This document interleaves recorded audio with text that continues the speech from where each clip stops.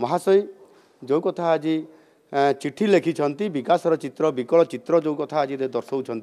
वास्तविक आज ना गरीब लोक मान कथा हो बा आदिवासी जनजाति मान कथा हो कि चाषी मान कथा हो ता प्रकृत में वास्तव चित्र को निजे से तांकर स्पॉट विजिट रे देखिले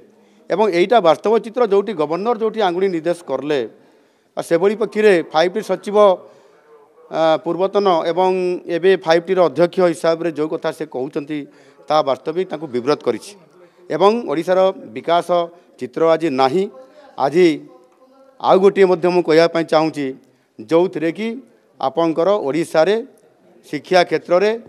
नवम दशम श्रेणी ठू आरंभ करी मैट्रिक रो जो पिला मान ड्रॉप आउट हार आज भारत वर्ष रे नंबर 1 होती जहाँ गत काली केंद्र शिक्षा मंत्री पार्लियामेंट रे जो प्रश्न उत्तर रे जो कथा रखिंट से 49.9% आपंकर ड्रॉप आउट हार ओडिशा रे अछि जहाँकि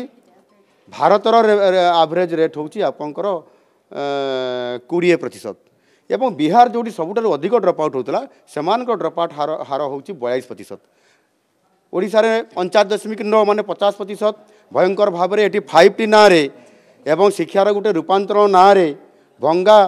पाचेरी को रंग देवा एवं गोटे विद्यालय रे गोटे शिक्षक को नियुक्त देकरी ये